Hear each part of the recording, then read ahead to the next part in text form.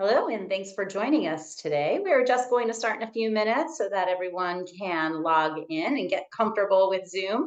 I'm sure many of you have been on a Zoom meeting before, but we will go over how we're going to be using the icons in the toolbar so that you can get engaged with our speaker today. Before we bring Ellie on, I do just want to talk to you a little bit about Calidus and thank you for belonging to today's event so that you can learn a little bit about us. As mentioned, we are going to focus on content today, and that is going to be regarding performance conversations. But the reason why we chose that topic is because we've done some market research with people just like you, L&D leaders in your position. And what we found is that engaging the manager is a critical component of L&D success. And so we brought Ellie on today so that she can really emphasize that particular topic and discuss the link between learning and performance and how you can best manage performance management inside of your organization. But the other main issues that we've come across when talking to L&D experts are making sure that learning is accessible for all. How can we create ease of use in technology and strong learning experiences in order to engage our learners? We also want to help our companies and the learners become compliant faster. We want to make sure that we're emphasizing the ease of use when it comes to completing compliance training and create a great experience so that your learners can get excited about future types of professional development. And we also want to be useful in a way that we can help you to prove the value of the work that you do in learning and the investment that your company makes in its learners. So all of those things come together to make Calidus a leading provider in the learning management system space, as well as learning experiences in terms of e-learning content off the shelf and bespoke, as well as performance management tools. So we are going to begin. Ellie, if you don't mind jumping in now. We are going to kick off today's conversation, Mastering Performance Conversations. And I'm so happy to bring Heli Nehama Ozery onto the stage today. I met Ellie through L&D Cares. So if any of you are out there from the L&D Cares community, thank you so much for being part of that group. For those of you who don't know about that group, I encourage you to join. Go over to LinkedIn. L&D Cares is a resourceful group for people just like you, L&D leaders from all levels, all spaces. We just try to help each other out. Ellie and I were actually just talking about how we can help further through networking opportunities virtually. We're also going to be kicking off a video podcast session. In light of that, we do look for experts in that group so that we can bring those to the Calidus audience as well as all other learning stages and spaces. So Ellie, one of the reasons why we brought you on board here today is because you are the founder of Artemis OD and you do specialize from a speaker, author, expert perspective on all things performance. Can you talk a little bit about what you do? Yeah, sure. Thank you. So for the past 15 years or so, I've been focusing on elevating performance, both internally as an L&D leader and OD leader and as a consultant. It's actually even a bit more if you count my military service.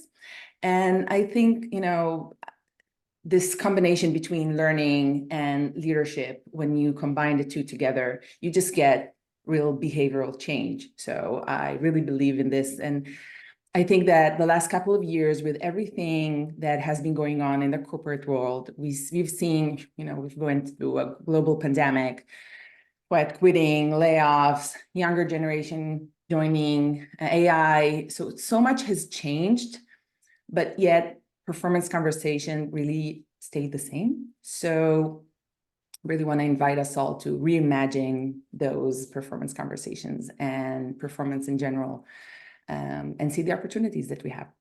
Yeah, thanks so much, Ellie. And for those of you joining us, I did have an opportunity to see some of Ellie's content today, so I think you are in for a treat. We do want to make sure that you are engaged, so please do use the Q&A if you have any questions for Ellie or for myself. Actually didn't mention my name, so if you need me, I'm Dawn Curlis. I am the head of content marketing at Calidus. So if you need anything from me or have a question about Calidus, you can go ahead and drop that in the Q&A as well. And then the chat is always open, and Ellie will be asking a few questions or just to get your perspectives and opinions on things. So when she does ask, please provide your thoughts. Last time we did a webinar, we had an amazing amount of engagement, and I hope we can beat that today. Okay, Ellie, if you want to go ahead and share your screen and kick off. I am going to go off a video, but I will be here, so you can let me know if you need anything. Okay, Thanks. Okay, so we're going to talk about mastering performance conversation, and we're really going to focus on three major things. One is to really think about performance conversations from a fresh point of view. And regarding to tools, we're going to talk about the tools we need to identify root causes of behavior so we can better address them and see how we can create impactful development opportunities to drive behavioral change. So the first thing I would like to ask you all, so feel free to write your thoughts in the chat. When you think about performance conversations, what comes to mind? What do you think when when I say the words performance conversation, when you think about engaging in a performance conversation, what's the first thing that comes to mind? So I have expectation management, feedback. What else comes to mind? What do you think?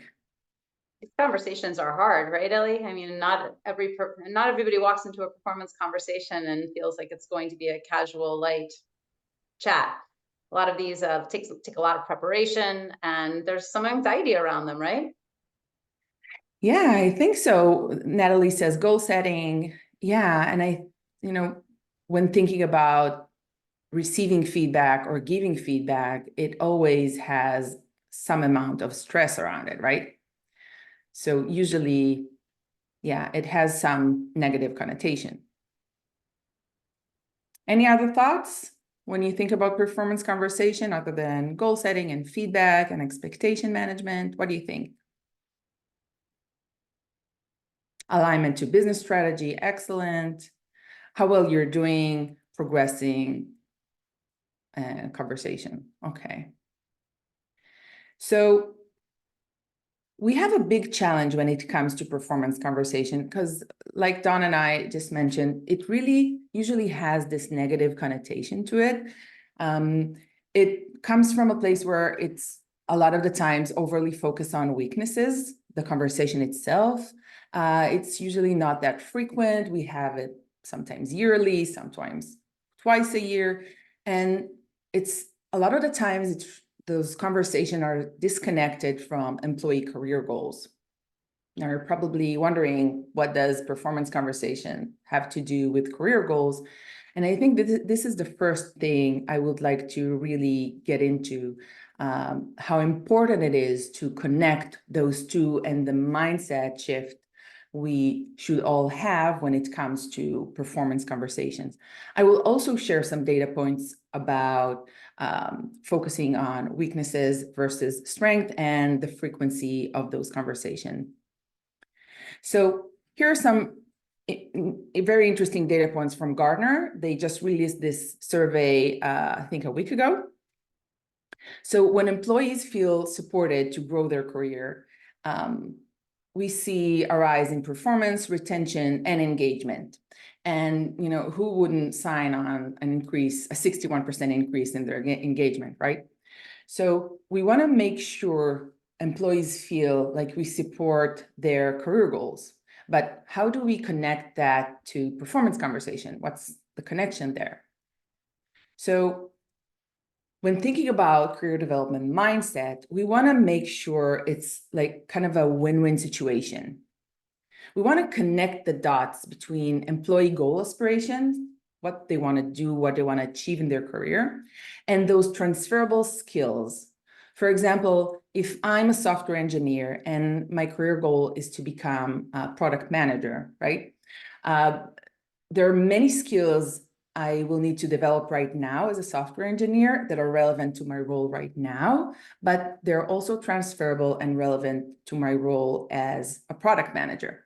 So when I talk about performance, when I give feedback to my employee, and that feedback is connected to their career pathing, then it adds another layer of engagement, another motivation to help my employee to really want to work on those elements, not only for the specific role or the specific task we're talking about, but and the business needs, but for their own sake, for their own career. So we really want to, in order to drive performance, we want to balance those two, the business needs and the employee career goals. And when thinking about the frequency of those conversations, usually, we talk about a yearly or a quarterly conversation. Look at this amazing data point from Gallup, also a recent study. They showed that 80% of employees who say they have received meaningful feedback in the past week are fully engaged. So when employees get frequent, meaningful feedback, it really helps their engagement. But here's the sad part. Only 22% of employees say that they have received a meaningful feedback in the last week. So it doesn't really happen that often.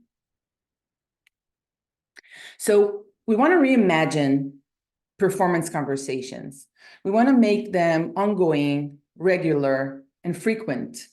Okay, not only a yearly conversation. And by the way, when we do it in a frequent way, we do it we have ongoing conversations. The yearly conversations become really, really, really simple because we just summarize everything we have been talking about throughout the year. We also want to reframe them as growth conversations.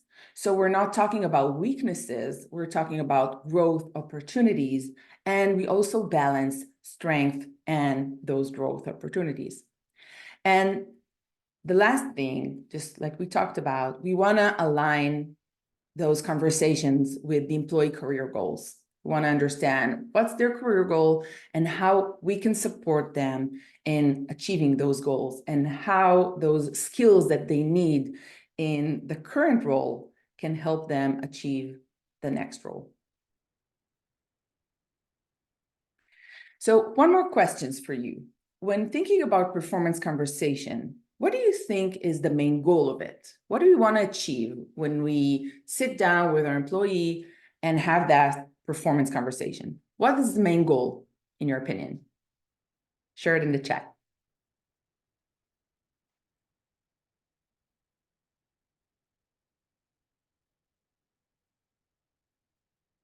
What do you think? What's the most important thing when thinking about performance conversation? What's the main goal? Why do we do it? So we have understanding where our employees are at. What else? What's the main goal?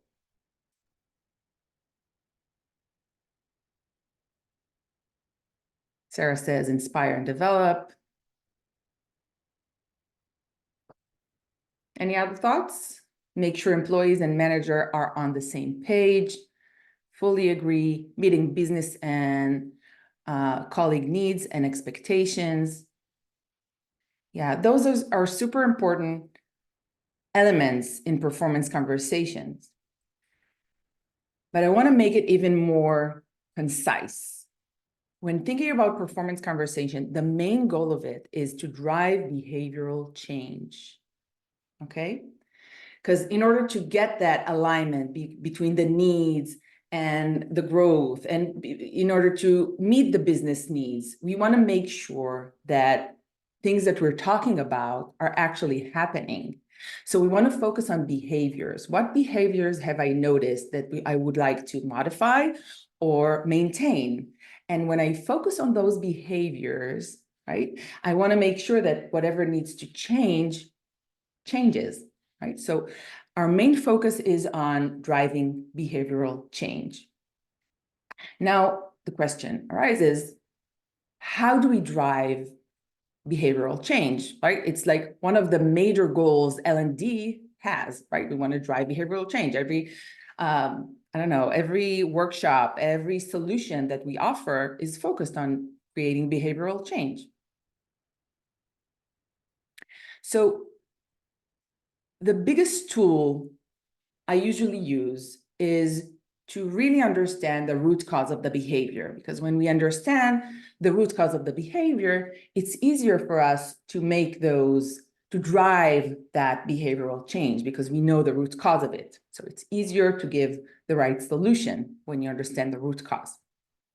So let's start with an example.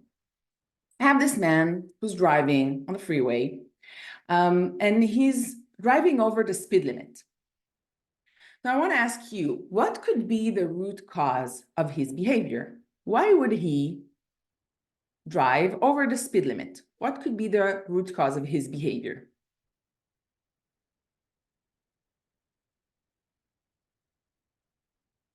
What do you think? Martini says poor time management. That's right. What else? Emergency, Sarah says. Yeah, that can definitely be a reason for speeding. The question is it a root cause of their behavior? We have distracted.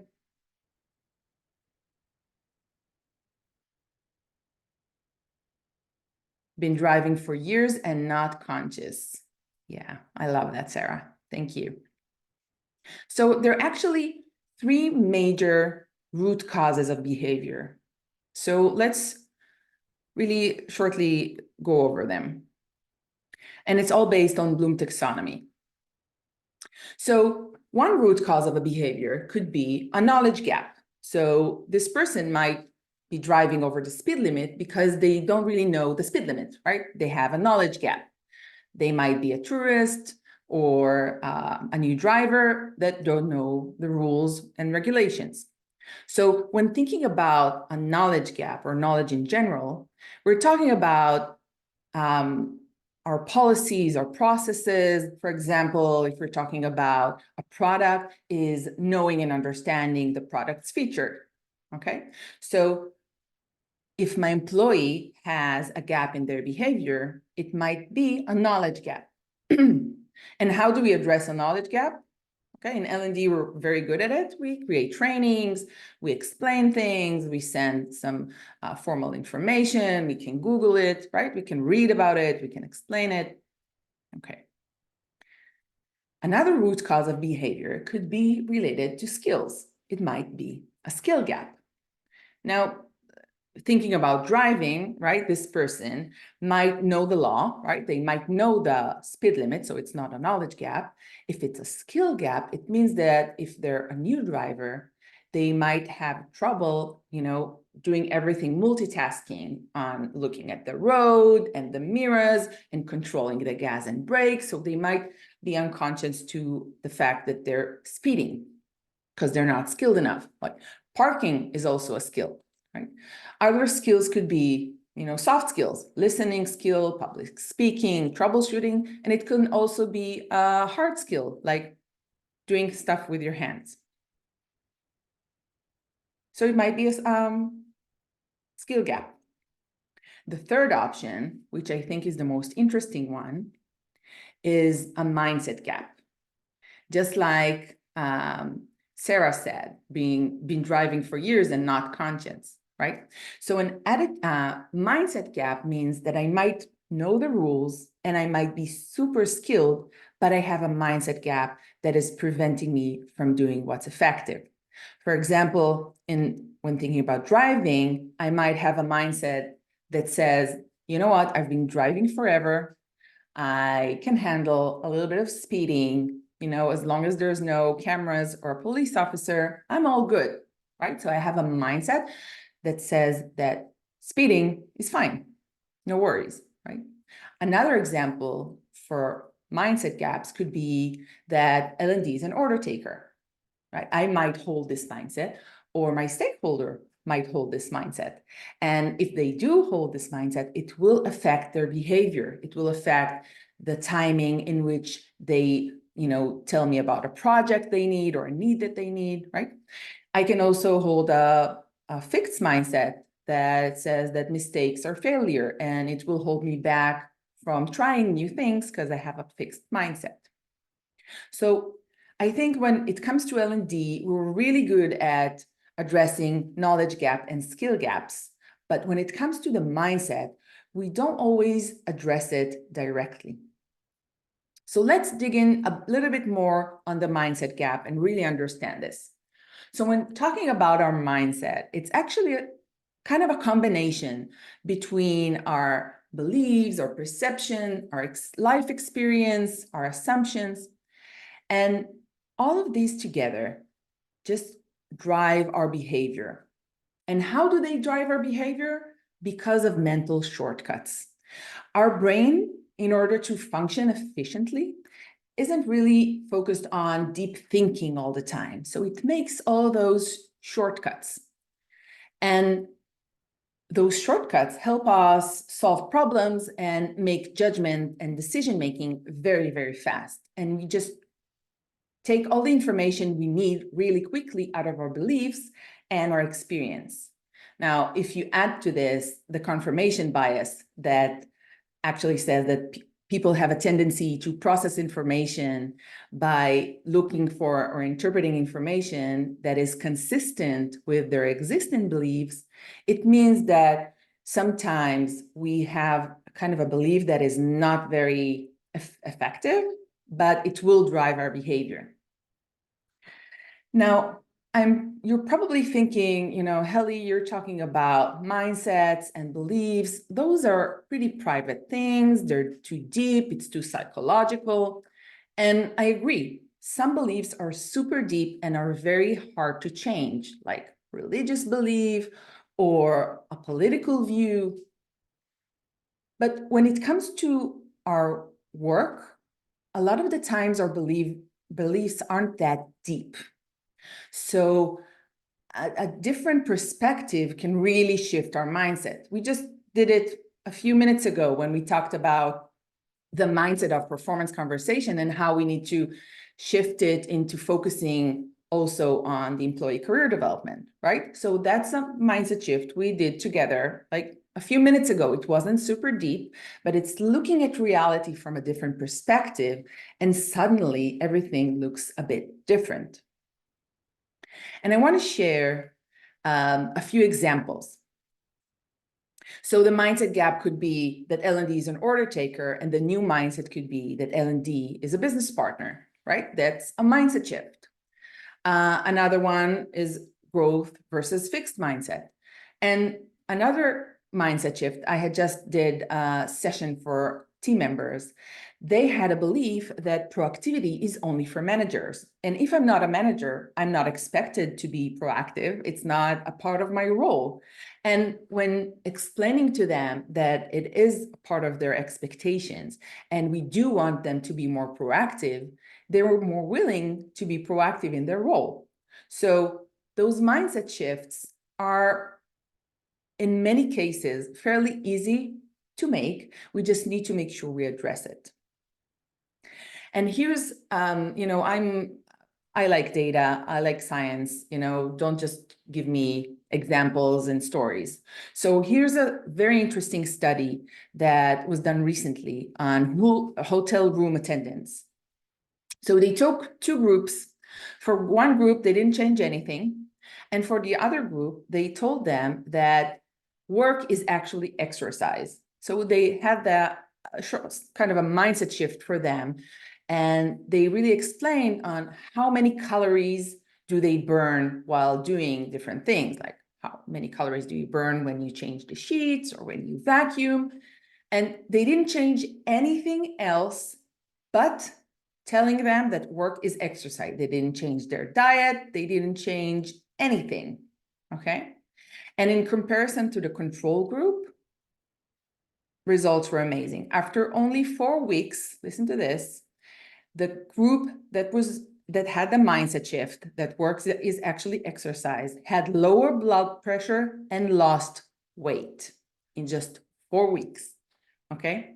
So when thinking about our mindset, it affects our behavior, it affects our motivation, and it can also affect our health. It can be changed, and it should be addressed by us as L&D. It can be addressed in everything that we do, in every solution that we offer. If we understand the mindset gap and we address it directly, we can have a mindset shift that will drive behavior a lot more than knowledge gap and skill gap in many times. So to summarize this part, I want to give you a quote from Daniel Kahneman. He just passed away last week. He is a Nobel Prize winner in behavioral economics. He really talked a lot about biases, and I love this quote from him. The confidence people have in their beliefs is not a measure of the quality of evidence, but the coherence of the story the mind has managed to construct. So a lot of the times when we think about our beliefs, they are not always effective or helping us. Sometimes they are holding us back.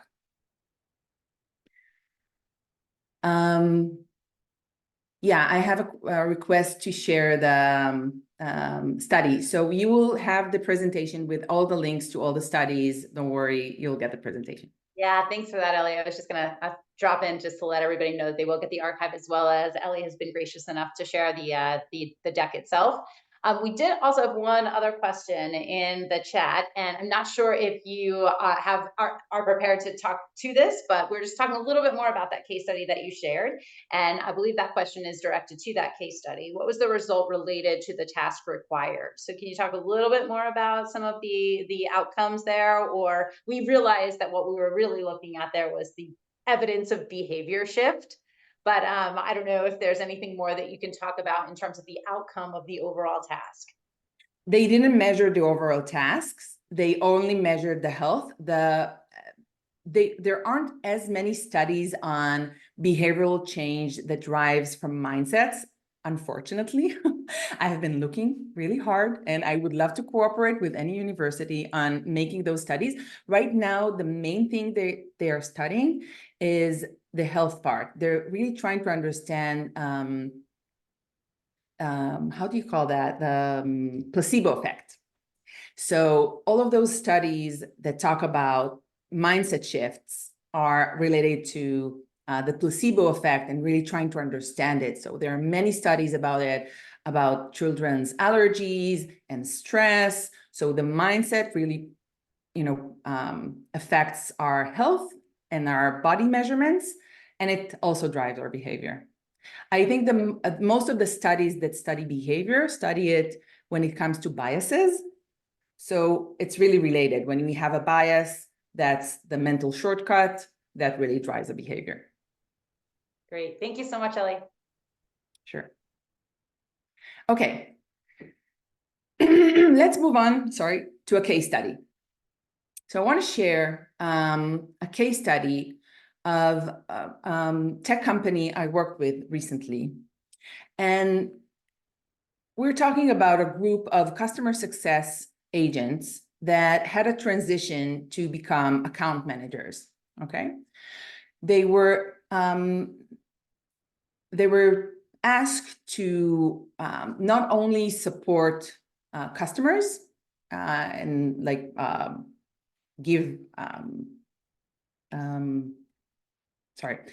give support to their customers, but also identify growth opportunities, okay? Meaning they were asked to be more salesy, okay? How were they asked to do that? By doing two things. One is asking for more introductions to key decision makers that would pass along to the sales team.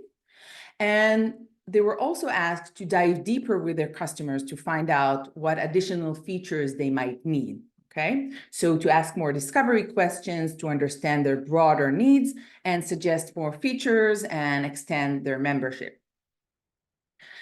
So we're talking about a team of super engaged people, very, very engaged, very knowledgeable, very seasoned people that have been working for the company for a long time. And they have, they had strong values, customer first value, and really an amazing team. And after that transition they did from being customer success agent to account managers, they were very proactive in asking for introductions for key stakeholders inside the company or outside the company.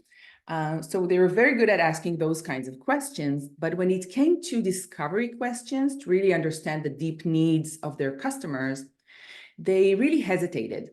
Now, their manager did trainings for, I think, 3 months, weekly trainings on what questions to ask and how to ask those questions, but he didn't really get any results out of it.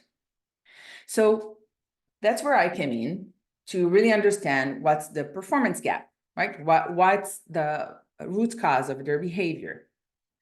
So I'm asking you, think about it. What could be the root cause of their behavior? Why would they be able to ask introduction questions, but not dive deeper and ask discovery questions? What do you think? What could be the root cause of their behavior?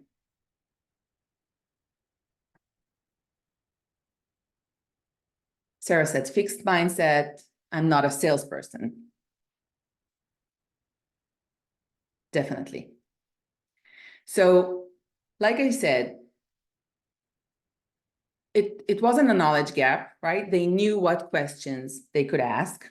It wasn't a skill gap. They were very skilled at asking questions in general. And when you know how to ask questions in general, it's a transferable skill. You just ask different questions. It was a mindset gap. They had kind of a link between sales and manipulating.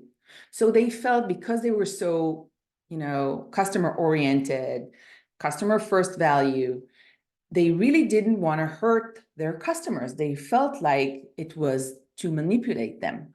So they had a really hard time to ask those questions. Now, it didn't matter if you could do like trainings for a year and they still wouldn't do it because they were so engaged and so into it that they did not want to hurt their customers.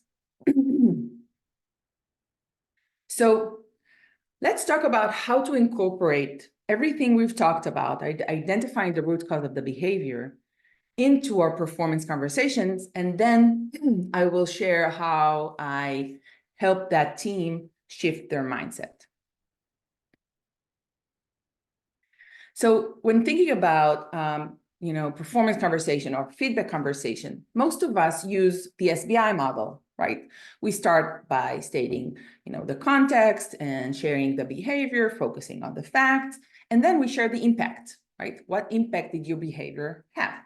Now that's great, but there's a step that I think is super necessary. And why? When we state the behavior, and immediately after that state the impact of the behavior, we create an anchoring bias. Anyone knows what an anchoring bias is? Share it quickly in the chat. What is anchoring bias?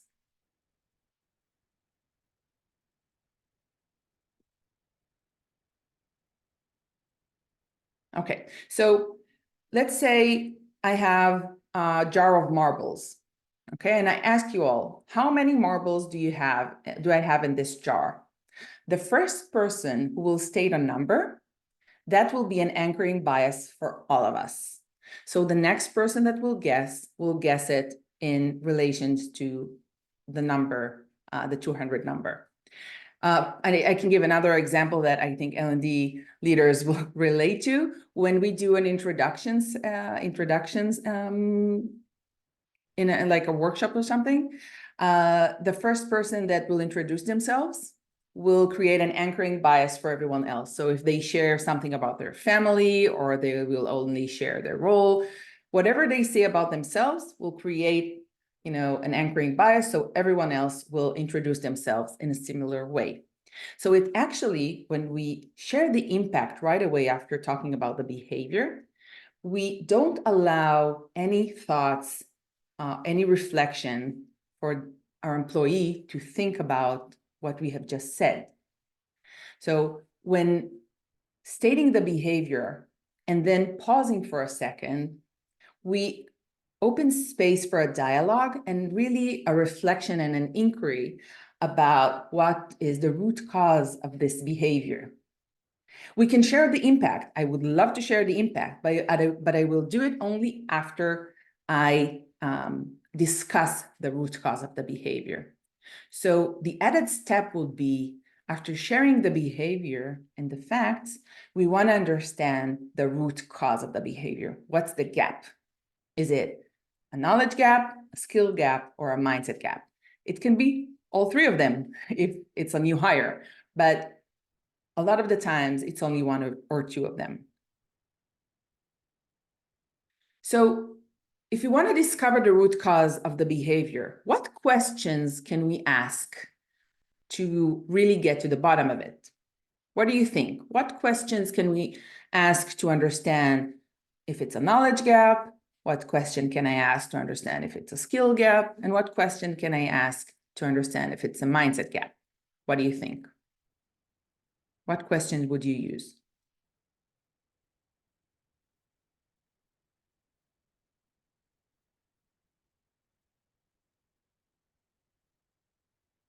Ellie, as people are adding to the chat there, the difference between knowledge and skill, I think sometimes we take for granted, and not necessarily L&D leaders. I think we know the difference, but I think we have a different expectation for the learner that we think they know the difference.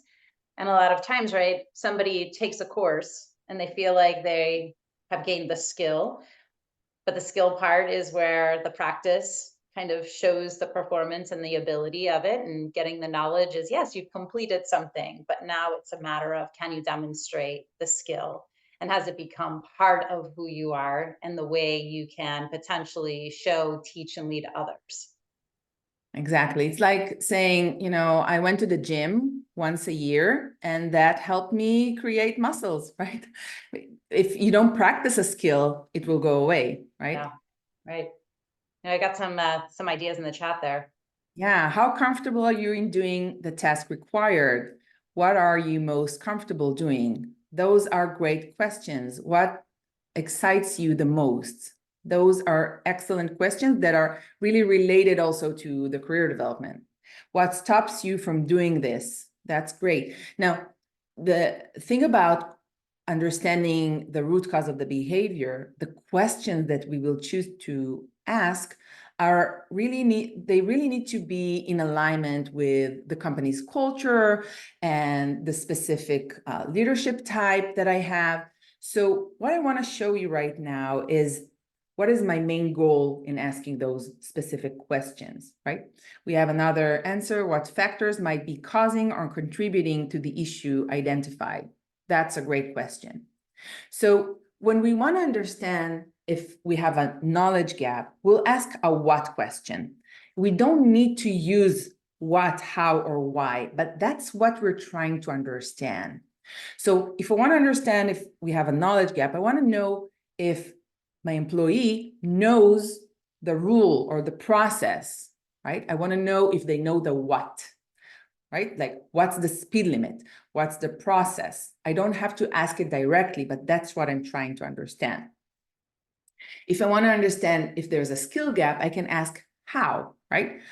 How do you incorporate those questions within a conversation, right? How do you create trust? How do you create safety within a conversation, right? And when we're talking about mindset, I want to understand the current mindset. You suggested some great questions there, right?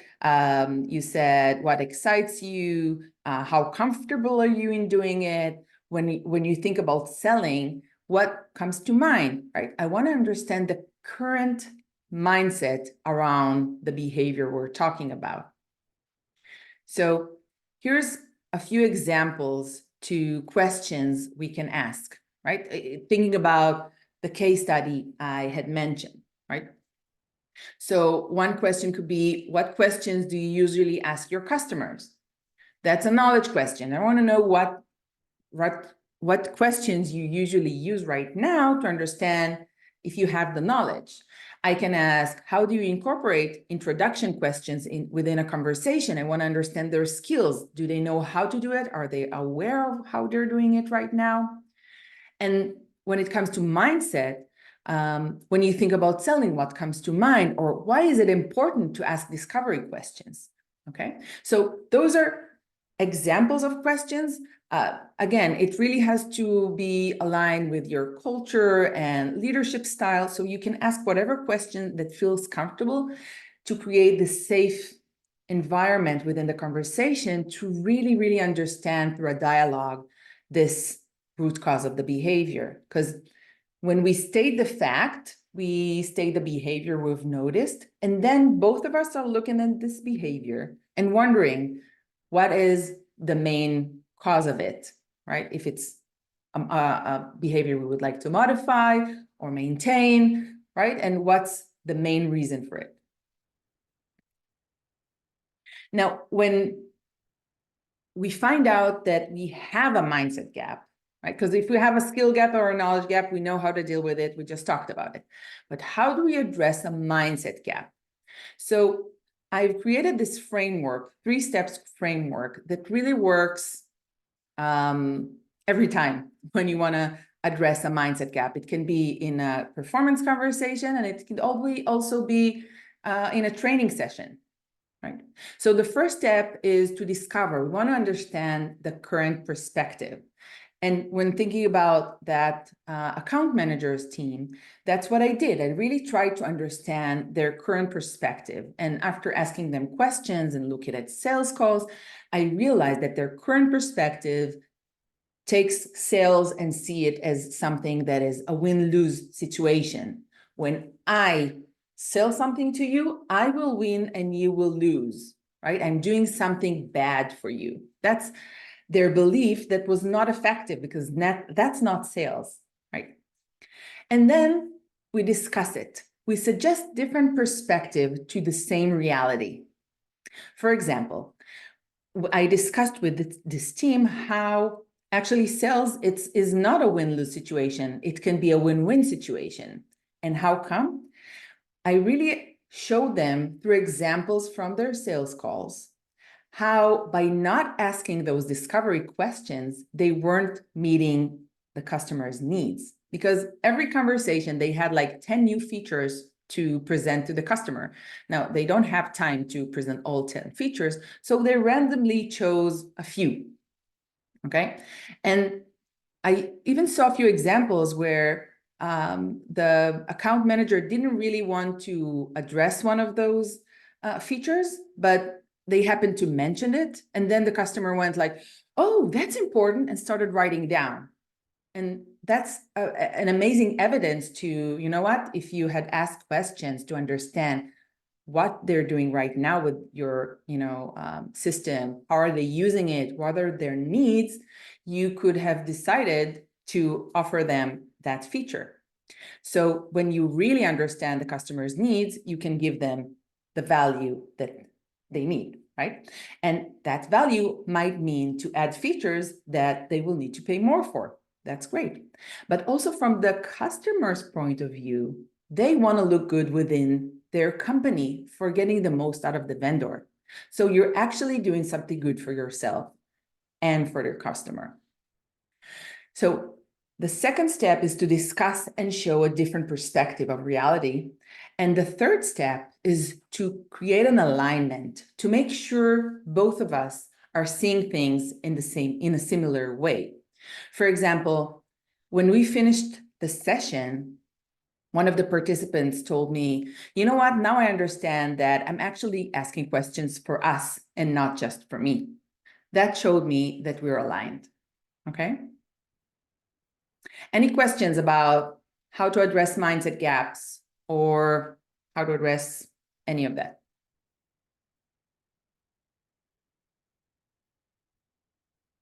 Okay.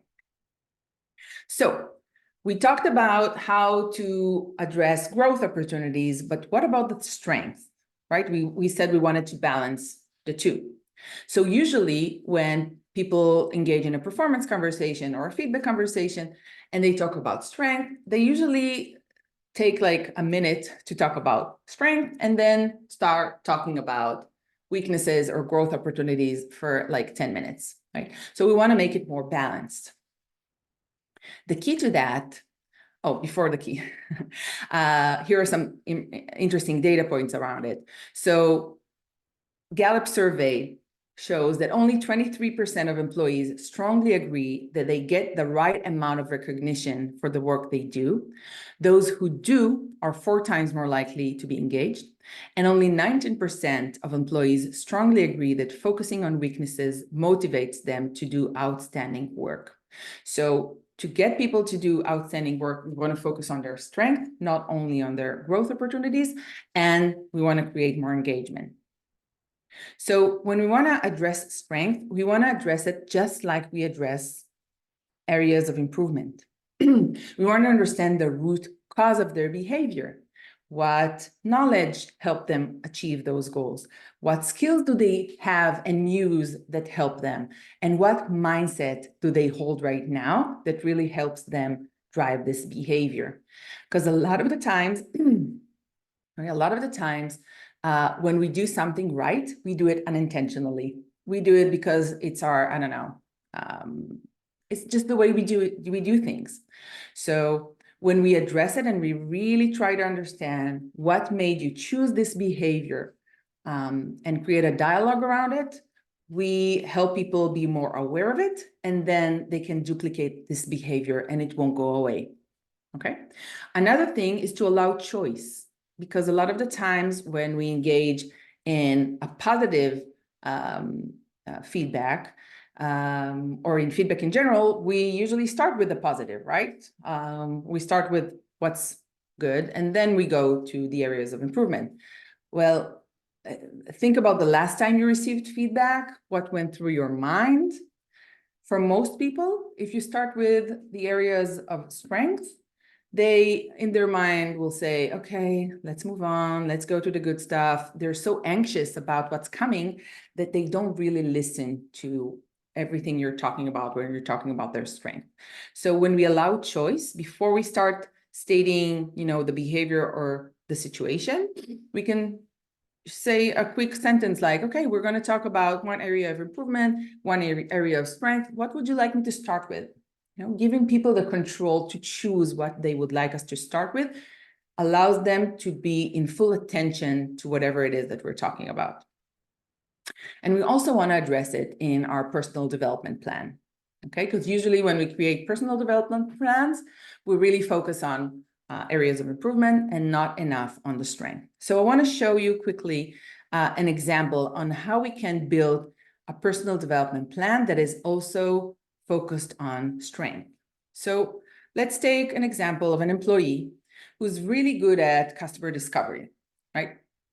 And the root cause is they have a very good mindset and they're very skilled. So we want to leverage their knowledge, their mindset, and their skills to help the team get better. So an action could be deliver a training session about the importance of customer discovery to the entire team, and then provide feedback to team members on customer discovery in sales calls. This doesn't have to be something that, takes a lot of their time. We can do it, I don't know, once a month or once a quarter, but as long as we take a strength of one team member and we help the entire team learn from it, we create a culture of continuous learning. And we can put measurements into it and a timing to it. And just like we do that, we can address areas of improvement, right? For example, I have an employee that has a hard time prioritizing tasks. And I understood that they have a knowledge and a skill gap. So I will address the knowledge, I will address the skill, and I will monitor it weekly. Okay, we can also use other team members. See, like when talking about the skills, for example, Alex, who is a team member, can help and practice prioritizing because they're very good at it and it's an area of strength for them. So we can use team members to help each other, and it doesn't always have to be on the leader, right? Because it might be too much for the leader to handle everything on their own. So to summarize everything we've talked about, when we're thinking about performance conversations, we want to create ongoing conversations that are balancing strength and areas of improvement, but also understanding the root cause of the behavior and addressing those gaps or strength. So I would like to hear from you. What's one key takeaway from this session? What's one thing that you're taking from this session and even applying it even today? What can you take away and use on your day-to-day? And Ellie, as the audience is doing that, I have a few questions. The suggestion toward the end there of it not the onus not just being on the leader to encourage change, but also on peers and colleagues and those who have the expertise. What does it take in terms of motivational tactics to get your coworkers and your peers to get excited about helping each other develop? Is there anything that you can talk to a little bit there? Because we know, like, one of the key messages that Calidus supports is manager engagement and making sure that the manager or the leader, has what they need in order to help develop their team members. But what about amongst team members? What are some of the characteristics that you've seen that really make teams want to help each other? Yeah, that's a great question. I think that when we align everything we're talking about, the feedback, the performance conversation with the employee career goals, those, are, you can't just unsee it after you see it, because Yeah, good if they point. So when won't it's make, visible and transparent, then everybody has something that they're working for together. yeah. So Yeah. for example, if you're very good at something, explaining it to someone else and giving feedback on it to someone else will strengthen your ability to use it on your next adventure in your career. So Yeah. I want to make this connection and help you understand that everything that you're doing is actually practicing towards your goal. So Yeah. you're not doing it for me. It's not a favor. You're That's the nice. attitude, I guess, right? It's like what you're talking about, it's the It's a attitude. mindset. I It's a mindset practice shift. skills so I can do this. That's great. Another question, especially for the L&D leaders that are out there that typically are struggling with learner engagement. Can you talk a little bit to when you do have the mindset set and you do have the context and people understand where they're looking, where they're supposed to progress from a performance perspective? Are they more inclined to be engaged with learning opportunities, to take courses, to learn more formally? Is that an outcome that you've been seeing? Definitely. Because when I'm not learning for the job, I'm not learning for my manager, I'm learning for my future. And I Yeah. see a connection between my goal and what is it that I need to learn and practice right now. I have a lot more engagement and motivation to learn, because remember, we talked about our automatic decision making, right? It's called system one. Usually we engage in system one, but system two means to really engage in deep thinking. Yeah.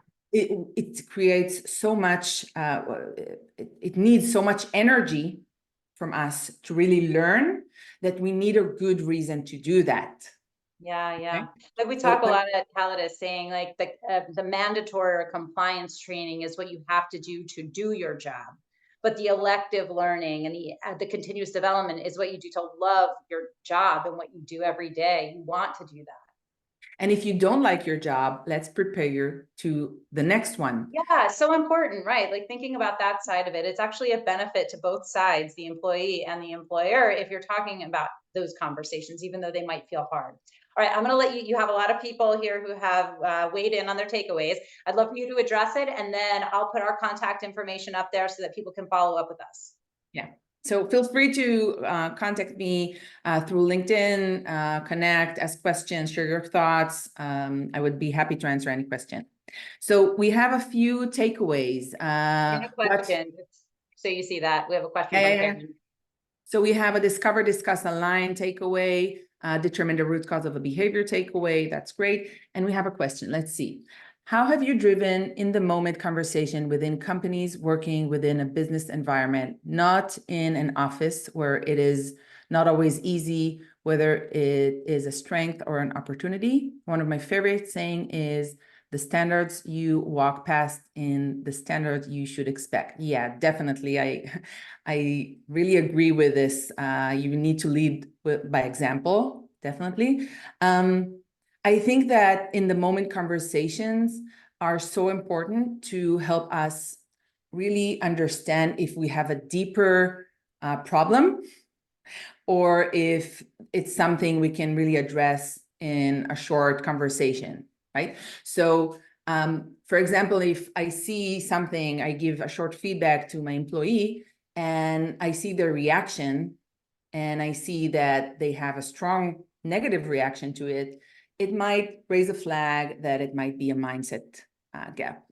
So if it's something I give, I don't know, a short feedback on, even, you know, a written feedback on it, and it works, then okay, we're in the safe zone. But if I receive, I don't know, comment, or I see it in a body language that it doesn't really align, that means that we will need like 10 or 15 minutes to address a mindset gap. So I will take it in the next one-on-one or create a specific time for us to discuss it. Great, thanks, Ellie.